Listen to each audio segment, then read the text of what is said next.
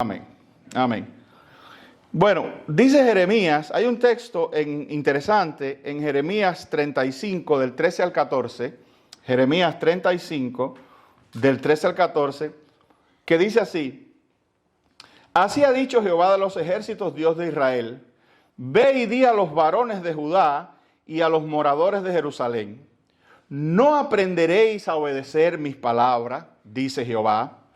Fue firme la palabra de Jonadab, hijo de Recab, el cual mandó a sus hijos que no bebiesen vino, y no lo han bebido hasta hoy, para obedecer el mandamiento de su padre. Y yo os he hablado a vosotros desde temprano y sin cesar, y no me habéis oído. Amén. Y he puesto como título a este mensaje: el legado de un padre fiel. El legado de un padre fiel.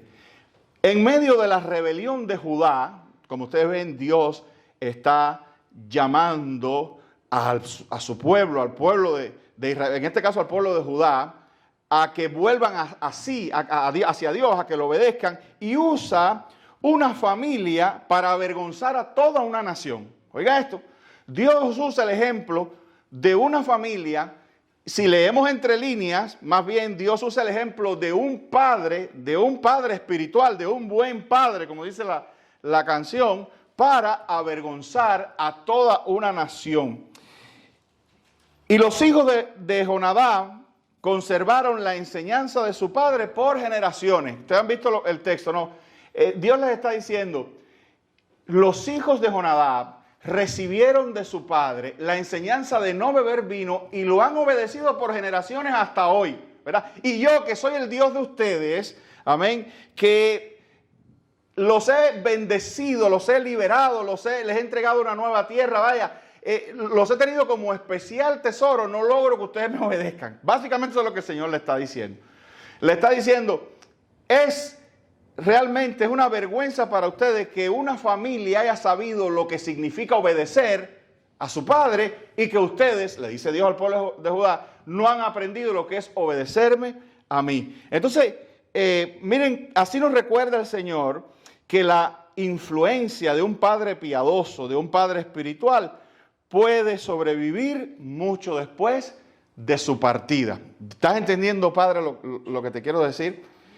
La formación, la espiritualidad, el temor de Dios, el comportamiento, el ejemplo de un comportamiento moral. Y cuando yo digo moral, no me refiero... Hay dos maneras en que el mundo interpreta la moralidad. Hay gente que interpreta la moralidad del mundo. Yo no me refiero a eso, yo me refiero a la moralidad de Dios.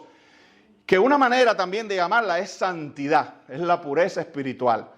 Entonces, el compromiso espiritual de Jonadab con Dios, que fue una decisión personal de él decidió no tomar vino y se lo enseñó a sus hijos. Y sus hijos, siendo él un padre humano, ¿verdad?, lo obedecieron por generaciones. Amén. Eso nos lleva a preguntar, y a mí me ha llevado eso también a preguntar. Yo conozco ese texto y lo he hablado, lo he predicado en otras oportunidades. ¿Qué pudiéramos nosotros dejarle a nuestra familia de parte de Dios, o algo que haya sido importante en nuestra vida espiritual y que se pueda propagar por generaciones, o que se pueda sostener por generaciones? Amén. Y tenemos muchísimas cosas y muchísimos valores cristianos que nosotros, con los cuales podemos de alguna manera marcar nuestra familia, y que nos sobrevivan a nosotros y sobrevivan a nuestros hijos. Amén. Uno de ellos es, por ejemplo, esto que nosotros llamamos cristianismo, o esto que nosotros llamamos nuestra fe. Amén. Yo creo que el valor espiritual más poderoso que nosotros podemos dejarle a nuestra familia es nuestra propia fe, que nos ha salvado a nosotros. E imagínate, si nosotros la dejamos como herencia, ¿cuántos de nuestra descendencia pueden ser salvos? Amén. Entonces, eso es un legado que yo quiero, Padre, que tú pienses. Porque fíjate,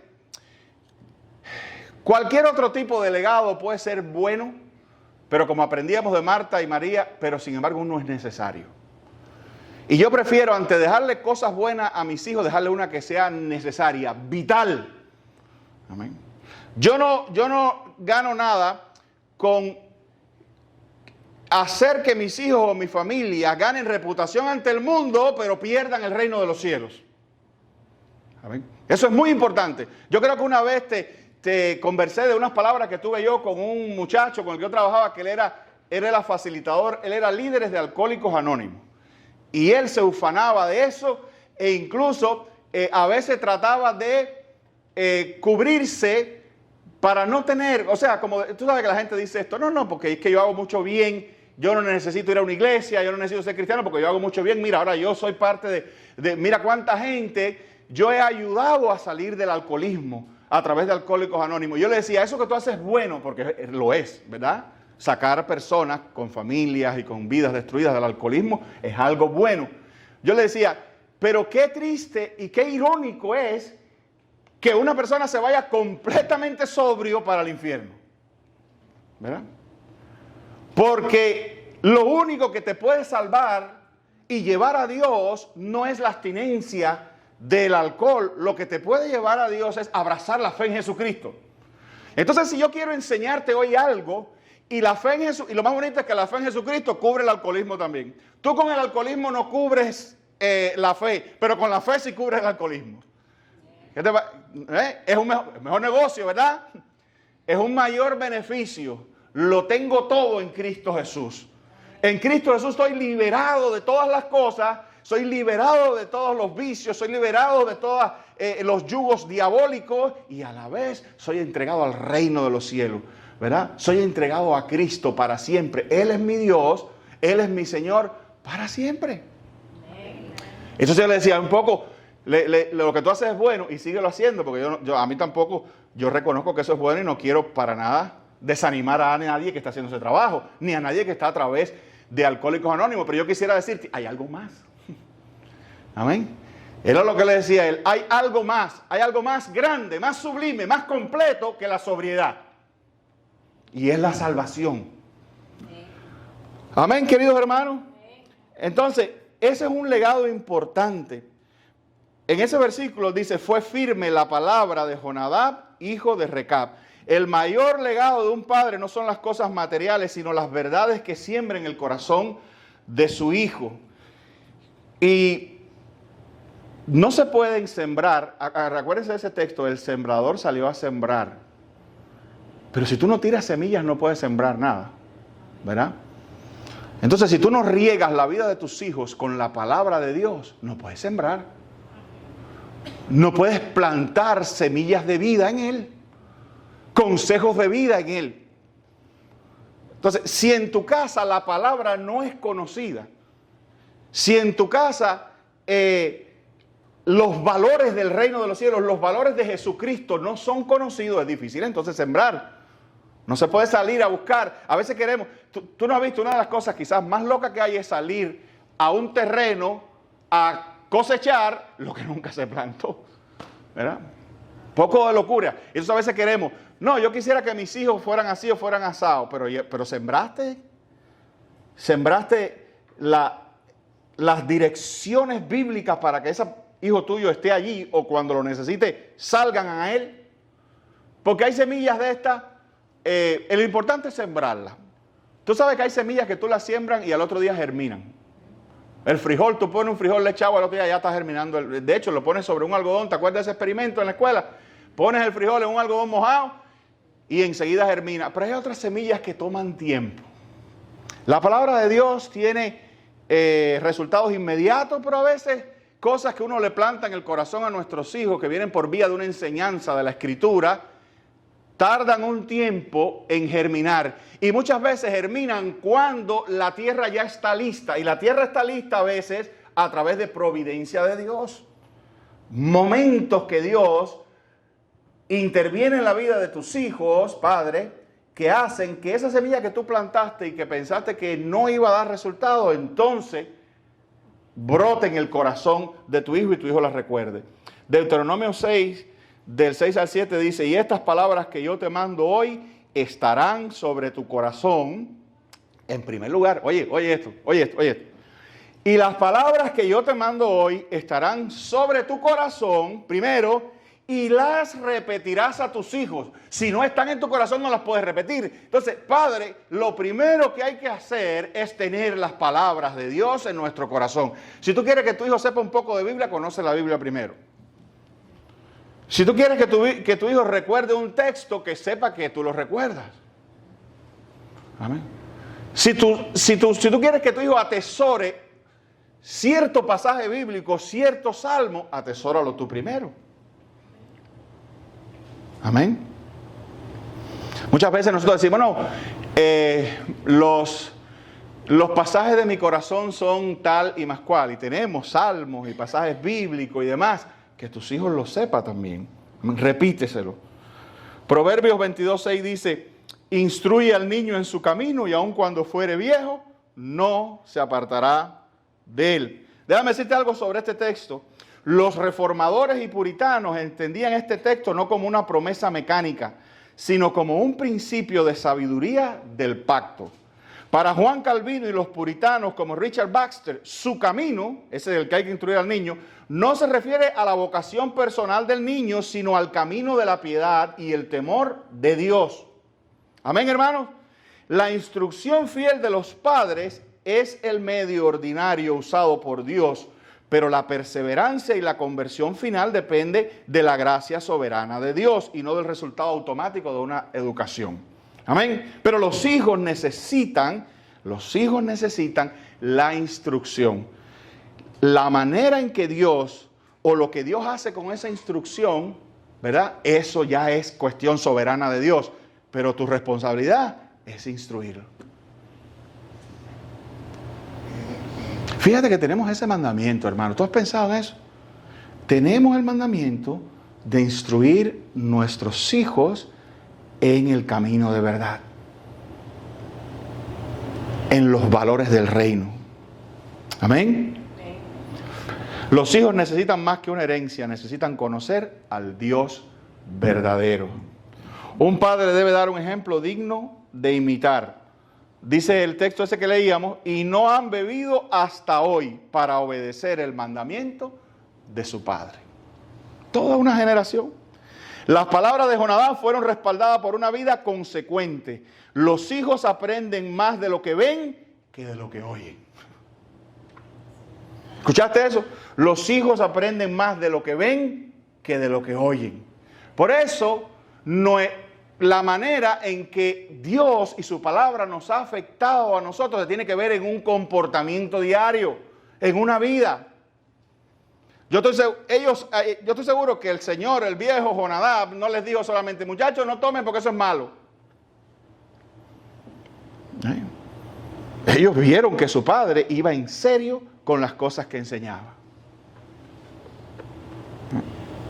Por ejemplo, tú no le puedes decir a tu hijo, no digas mentira, y después que vean que tú eres mentiroso.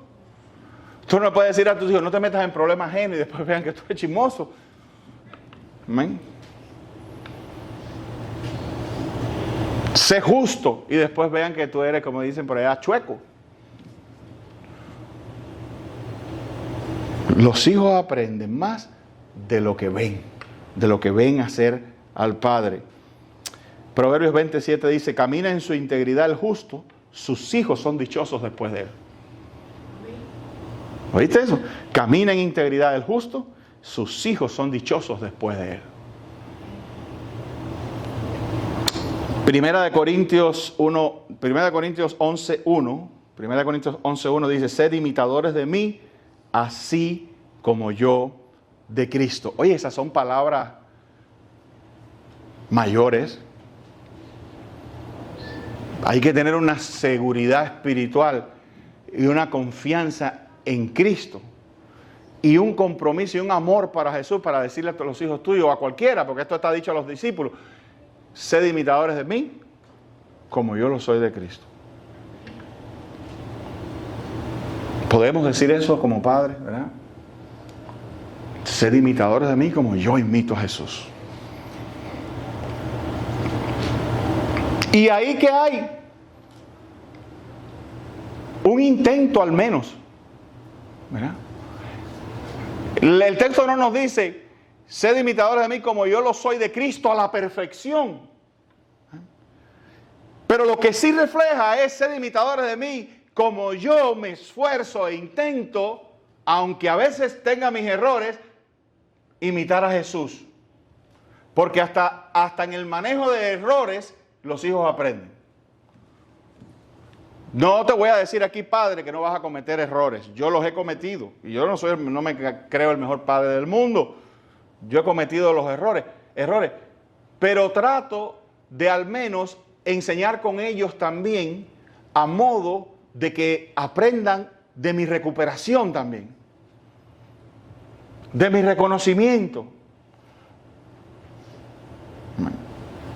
Una de las cosas más difíciles que yo he tratado de aprender muchas veces es pedirle disculpas a mis hijos. A mí nadie me pidió disculpas nunca. Mis padres jamás me pidieron disculpas. Eso no era de esa época. No es un reproche a ellos, eran buenísimos. ¿Verdad? Mi mamá, yo creo que si mi mamá me pidió disculpas a mí una vez que yo recuerde, una cosa así, ya grande, ya en sus últimos tiempos, por algo que ocurrió, no recuerdo qué fue, que ella me llamó y me dijo, no, discúlpame, que sé yo, de verdad, que yo me quedé así. Pero yo no me crié en eso, mis padres pidiéndome disculpas, y a veces se le iba la mano conmigo, ¿verdad? No recuerdo eso. No recuerdo eso. Es algo que he tenido que aprender y te puedo decir que no es fácil. Sobre todo con estos muchachos hoy en día que se creen que se la saben todas, ¿no? A veces ellos me han forzado a mí a pedir disculpas. Tienes que pedirme disculpas por esto y por esto y por esto. Y yo, ¿por qué? ¿Qué disculpa te voy a pedir si estoy aquí y te doy la comida? No, pero yo aspiro a que ellos, así como ellos han puesto esa presión en mí, sepan hacerlo con sus hijos también. Amén. Yo a veces, créanme, y esto es estratégico, a veces no es tanto que yo lo sienta como que sé que es una buena estrategia que ellos lo aprendan. ¿Me captan lo que quiero decir? A veces no es tanto de que yo sienta porque tengo mis dudas o porque tengo también mis argumentos en cosas como esta de pedir disculpas, pero me cuadra que ellos lo aprendan. Y lo hago por sabiduría. Entonces, eso es importante, dejar ese legado. Eso, te digo, para que tú veas, porque ahora a lo mejor tú dices, no, yo nunca me he disculpado a mis hijos. Y tus padres, no, es que no era de la época de nuestros padres pedir perdón. ¿Cuántas veces tus padres te pidieron perdón o tu madre? No existía en esas épocas. Recuerda que a lo mejor también nuestros padres no eran cristianos o llegaron al cristianismo tarde, porque pedir disculpas y pedir perdón sí es cristiano, es increíblemente cristiano. Si tú quieres aprender una buena característica, una buena prioridad cristiana, aprende a pedir perdón. Porque además, el cristianismo empieza pidiéndole perdón a Jesús, pidiéndole perdón a Dios. O sea, solicitando perdón, hablando de legado, vaya, ahí les va. No beber vino, pero es, por ejemplo, aprender a perdonar y pedir perdón también. Amén. Yo sé que es difícil, pero es cristiano, es bíblico. De hecho, la Biblia dice que no perdona, no podrá ser perdonado. Claro, es del otro lado, ¿no? Pero yo empecé por pedirlo, no por darlo tanto, pero yo creo que a veces es más fácil perdonar que pedir perdón. Pero esto es importante, esto es un legado paternal. Y algunas de estas cosas se bajan desde arriba, top down. ¿Top quién? Uno como padre. ¿Amén? Uno como padre. Entonces, este es mi legado. Pudiéramos encontrar tantos legados. Empezamos por ese de beber, que dicho sea de paso no es malo tampoco. Yo tengo mi punto de vista sobre eso, pero no vamos a hablar de eso ahora. Pero es una buena... yo tenía otras cosas. Por ejemplo, yo lo he dicho varias veces, yo fumaba y fumaba bastante. Yo fumaba de manera empedernida, desde los 12 años. Amén. Hubo pastores que fumaban. Uno no tiene un fuerte... digamos, uno no, la Biblia no habla de eso. La Biblia no dice no fumarás por ningún lugar, ¿verdad? Sin embargo, yo sentí, la Biblia sí dice que tú cuides tu cuerpo, que no destruyas tu cuerpo.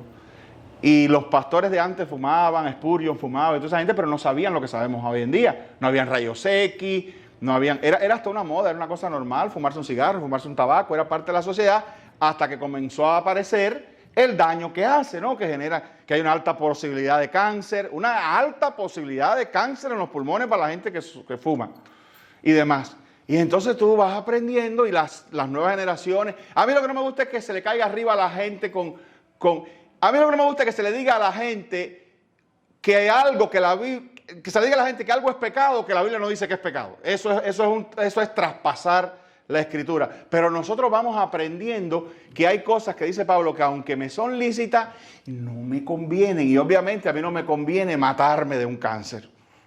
Ni para mi propia familia. Yo recuerdo que cuando tú hablas de estas cosas siempre hay alguien que te dice, ay pastor, pero de algo uno se va a morir en la vida. Y yo le digo, ¿y para qué ayudar? ¿Para qué colaborar? ¿Verdad? No, que mi abuelo fumaba, tomaba, comía y hacía de todo y murió con 100 no sé cuántos años. Bueno, también cada persona es distinta. Pero es el camino de él. Yo no lo voy a intentar, a él le salió bien, yo no sé si me va a salir bien a mí. Amén. Claro, también hay un balance, porque hoy en día no comas esto, que esto es malo, no tomes aquello, que esto es malo, no comes. Entonces tú dices, oye, ¿qué hago? Porque si no puedo comer, porque no puedo comer carne, no puedo comer esto, no puedo tomar café, no puedo. Aunque ustedes no lo crean, por ahí hay gente que dice, fíjense, aunque ustedes no lo crean, por ahí hay nutricionistas que dicen que comer ensalada es malo. Que no es lo suficientemente nutritivo como la carne. Que la ensalada es agua nada más y que el cuerpo, eso que hace el cuerpo con el agua, nada, y que uno se muere de hambre si comiera nada más ensalada. Tú dirás, no, pastor, eso tiene sus bemoles. Correcto. Entonces, ante tantos extremos, ¿qué uno puede hacer? Pedirle a Dios que le permita a uno estar en el medio. Cómase su carne y ahí póngale un poquito de ensalada al lado. Amén. Y échale un poquito de arroz. Y frijoles, pero poquito. Ahora, si usted se va a servir un volcán con caballete de arroz y frijoles, ¿verdad? Ah, bueno, entonces hay que tener cuidado. Pero bien, entiendan lo de los legados. Ese es otro legado también. Ser equilibrado. Eso lo aprenden los hijos también. No, papá no era loco, papá no andaba de un lado para otro, papá era mesurado, papá era equilibrado. ¿Qué pensaría mi papá? Mi papá no se hubiera ido con esa finta o no. Ser equilibrado, tener sentido común, es también un buen legado. Amén. A ver, sigo porque ustedes quieren ya que terminar.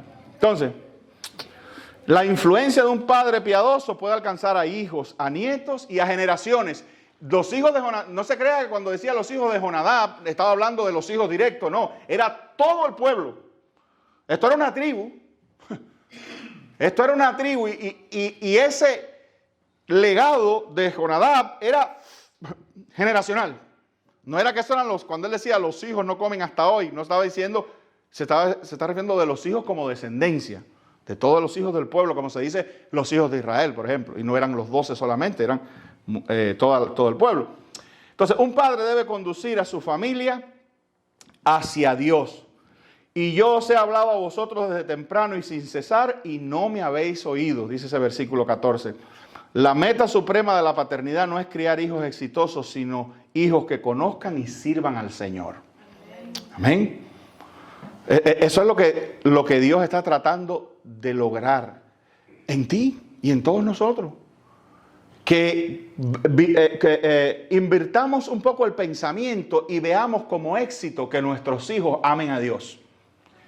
Y deja que encuentren el éxito dentro de Dios, porque Dios sabe cómo proveerles el otro éxito si primero ellos se coronan del éxito de ser cristianos y de ser salvos. Amén.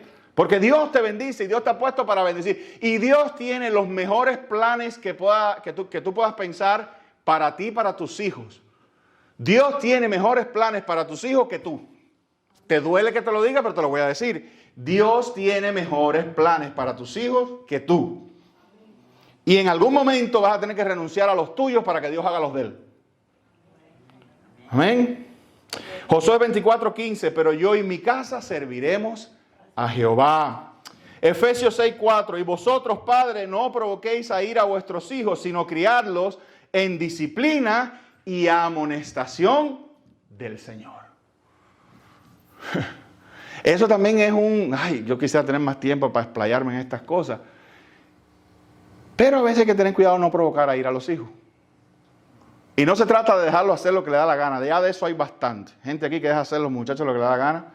Es bastante. Es saber tener la disciplina de buscar algo provechoso y no solo molestar o crear una situación, ¿no? No sé si me hago entender, pero a veces la disciplina sobre nuestros hijos debe estar orientada hacia algo provechoso. Porque discutir por discutir y armar el show para al final no llegar a nada, pues entonces eso es provocar a ira. Y hay que tener cuidado también no meterse uno, como se dice aquí, como se dice en inglés, I walk right into that one, ¿no? A veces uno tiene que tener cuidado cuando la trampa está delante de ti y tú te conoces, trata de no caminar entonces ahí, ¿verdad? Porque puedes provocar que alguien, que tu hijo te responda como no quieres que te responda y ahí se forma la cosa. Entonces, si tú sabes que estás caminando hacia una provocación o hacia una trampa o hacia una emboscada, no entres mejor. Y puede ser algo como decir una cosa que tú sabes que va a provocar una reacción que tú no quieres. O a veces sí la quieres y lo que quieres es formar el problema y eso es lo que está mal. Cuando uno dice cosas que van a provocar una reacción y van a crear un problema y uno está loco porque ese problema se arme para entonces uno tener have his way. ¿Verdad? No. Bien. El mejor regalo que un padre puede dar a su familia es mostrarle el camino hacia Cristo. Déjenme hacer unas conclusiones aquí. Conclusión. Los recabitas, que eran esta gente, obedecieron las palabras de su padre terrenal. Sin embargo, todos nosotros hemos fallado en obedecer perfectamente a nuestro Padre celestial. Dice Romanos 3:23, por cuanto todos pecaron, están destituidos de la gloria de Dios. Pero Dios en su infinito amor, fíjense que hay amor de Dios aquí con ellos, con Judá. Porque ¿qué es lo que le está diciendo Dios? Dios no le está diciendo, no lo soporto, porque ustedes los recabitas, no, o porque ustedes no han aprendido, pueblo Judá, ustedes no han aprendido como los recabitas. No, Dios los está llamando. Dios les dice eso porque los ama, porque los quiere y porque quiere que se corrijan. ¿Verdad? Él los está avergonzando, pero fíjense que lo que Dios le está diciendo, yo quisiera que ustedes fueran como ellos. Yo quiero que ustedes sean como ellos. Entonces, lamentablemente, como aquí no estamos hablando solo de cosas como no tomar vino, sino estamos hablando de una obediencia perfecta, nuestro corazón está con nosotros.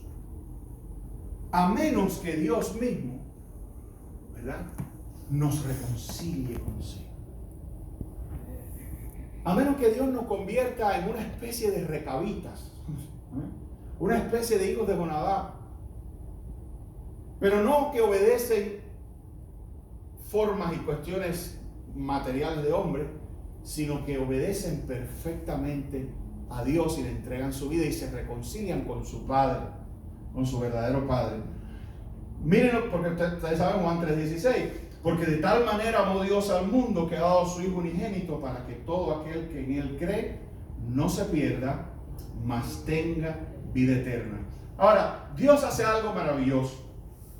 Dios resuelve lo que nosotros no podemos. Te digo, Dios nos va a convertir en una especie de recabitas espirituales o de hijos de Jonadab espirituales, pero Dios se va a encargar de proveer para nosotros alguien que nos represente y que pueda vivir y obedecerle perfectamente a Él. Y si nosotros depositamos la fe en ese plan de Dios, en esa persona, Dios nos convierte como a sus hijos, nos enlaza, nos une a sus hijos y nos limpia de todo mal, perdona nuestros pecados y nos convierte verdaderamente en hijos de Dios o en recabitas espirituales perfectos que obedecen la perfecta ley de Dios.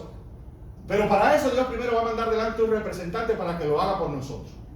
Nosotros no podemos. ¿Por qué? Porque estamos afectados por esto que se llama pecado, que nos impide. No tenemos la capacidad, no tenemos los medios internos, ni psicológicos ni espirituales, para obedecer a Dios como a Dios le agrada. Dios va a mandar a alguien que lo haga por nosotros. Y nos va a acreditar esa obediencia si nosotros nos arrepentimos de esta vida y abrazamos Porque también Cristo padeció una sola vez por los pecados, el justo por los injustos, para llevarnos a Dios. Amén, amén. Entonces, tu camino hacia Dios no es no tomar vino como los recabistas, o no decir mentiras, o no ser una perfecta, entre comillas, persona moral. Tú nunca, ni yo, en 100 años, ni siquiera el perfecto Adán pudo hacer eso. El segundo Adán, Dios encarnado, Cristo Jesús, en representación nuestra, pudo vivir delante de Dios perfectamente como a Dios le agrada. Amén. Por eso Dios salva por sustitución. Jesús por nosotros. ¿Qué tenemos que hacer? Creerlo. Pastor, eso nomás, no tengo que ir a encender una vela. No tengo que ir a rezar un rosario. No tengo que ir a hablar con la Virgen, para nada. Lo único que tienes que hacer es creer en Jesús. Que estas cosas ardan en tu corazón ahora mismo. Amén. Que esta luz brille en tu corazón, y ese deseo y esa repugnancia por la vida de pecado y ese deseo de abrazar ese Cristo que sí vivió perfectamente por ti delante de Dios y te lo ofrece, junto con la cancelación de tu pecado, porque Él no solamente vivió por ti, Él vino y murió por ti, las dos cosas. Entonces en Cristo Jesús tú recibes una vida que nunca pudiste lograr, y en Cristo Jesús recibes un perdón que nunca pudiste obtener tampoco. Sí, amén. Amén, queridos. Amén. Padres, madres, hijos y nietos, la mayor necesidad de la familia no es simplemente tener mejores hogares, sino ser reconciliados con Dios por medio de Jesucristo. Y la invitación del Señor sigue vigente. Isaías 45:22. Mirad a mí y sed salvos todos los términos de la tierra, porque yo soy Dios y no hay más. Amén. No hay más. Entonces es un llamado universal. Eso es lo que quiere decir todos los términos de la tierra. Es un llamado universal a todos los que están lejanos, pero principalmente hoy a ti que estás aquí cercano. El mejor padre no es el perfecto, sino aquel que conduce su familia a Cristo. Y el mejor legado de un hombre, o el mejor legado que un hombre puede dejar a sus hijos, es que un día ellos puedan decir: hemos hallado al Mesías.